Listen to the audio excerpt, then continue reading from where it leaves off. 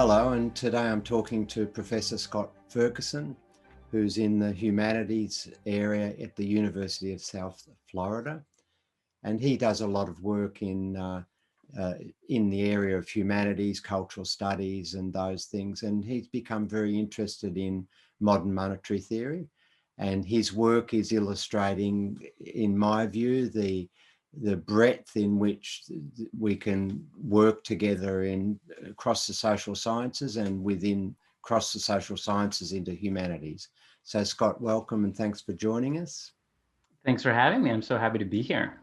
Yeah, and so can you just tell us what you see the relationship between the work in modern monetary theory and your work in the humanities? What gives? It's a very interesting proposition. It is an interesting proposition. Yeah, so obviously, modern monetary theory begins with a set of unfamiliar and, I believe, more correct and I would say more capacious ideas about the way that not just economics works in a narrow sense, but the way that we might say political economy works, right? The way our societies, the way we live together, as to use the Greek word, the polis, how the polis operates. And the polis operates not just through fiscal policy and treasury, central bank operations, but also through culture and through art and through the kinds of values that we are making in our culture and in our media. So what I do is I study culture and media, and what I've done in my project is to ask old questions in the humanities in new ways. So the old questions are these. Take a particular cultural object, let's say a blockbuster movie. That's what I like to study. So right. Blockbuster movies, Marvel movies, or E.T. or Terminator 2. And we ask, well, how is this made, not just technically, but aesthetically? How are all the parts put together? What kind of camera work is involved? What is the sound design? Why are these big rumbly bass effects involved, and how are they affecting my body? And we in the humanities say, okay, this is how this stuff seems to be working.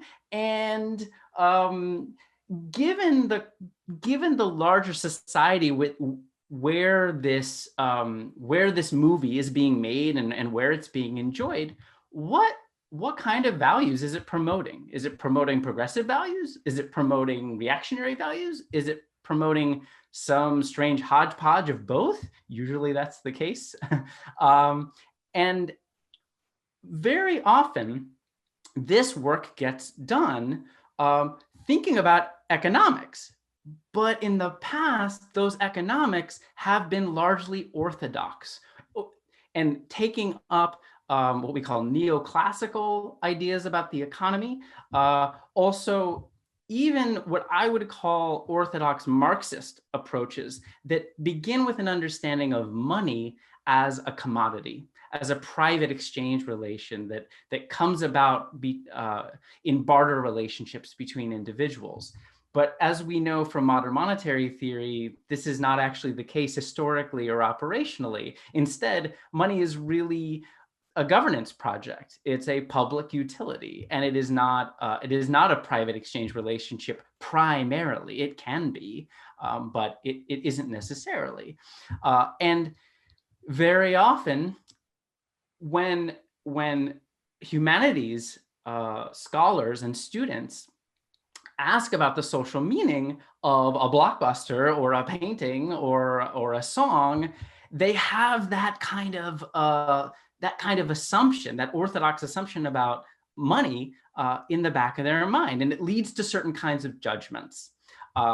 And they get very preoccupied about whether a work of art is a commodity or not a commodity. And in my work, what I'm trying to do is to say, hey, with MMT's view of money as a public utility that can always be organized in another way for full employment in the arts, right? we can begin to understand our culture in a new way. So that's primarily what I'm after. That's just a hint of what I do, but it gives you a sense of how I frame this whole relationship between MMT and the humanities. And can you give an example that might be of interest? Absolutely. So I'll give two quick examples. So one is, if you study the history of the blockbuster as I do, you'll notice even at the level of explicit dialogue, they will make all kinds of claims, characters, about the national debt, about unemployment. You know, if you look specifically, for example, at big 90s blockbusters like Jurassic Park, Toy Story, and The Matrix, there's jokes about, nervous jokes about unemployment all over these films, right? And we as MMT scholars know that unemployment is not a natural effect of the market, but it is a policy choice, right? So we can say that the expressions of the blockbusters are giving voice to an anxiety about the threat of unemployment or actual unemployment that could be otherwise. And in a sense, I would say those blockbusters naturalize unemployment in a way that we would want to push back on and not naturalize. The last example is a kind of more broader argument that I make about the way we think about aesthetics and culture in general. The way we think about aesthetics and culture typically in our Western societies is we imagine aesthetics and culture as the opposite of money. Money is this kind of nasty, necessary, brutish, terrible thing that we have to deal with in the marketplace. And aesthetics and culture are those nice, lovely, rich experiences that are going to save us from money, right? In our leisure time or on the weekend, right? And there's a long philosophical tradition that created this impression. And in my work, my argument is to say, no, this is a false division. And it's actually, this division is based on a bad idea of money. That money doesn't have to be horrible. Money is a public utility that could actually help create culture and help create aesthetic experiences, much like it did during the New Deal. Right, and the last thing I really want to follow up on there is this infiltration of these dominant economic ideas into fiction and into culture and into media. Do you think that that's innocent, or do you think that it's part of the sort of way in which the dominant paradigm maintains its position? I think the latter, but I would say for the most part unintentionally, right? Not consciously, right?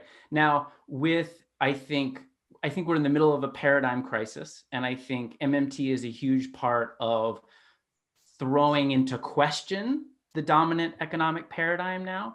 And I think increasingly dominant media and the writers and creators of that media are going to have to start making decisions how they want to talk about our economies, in which case it might become intentional. But I think for the most part, if we're talking about, my period of analysis of the last 40 years, it's really what we call the neoliberal period.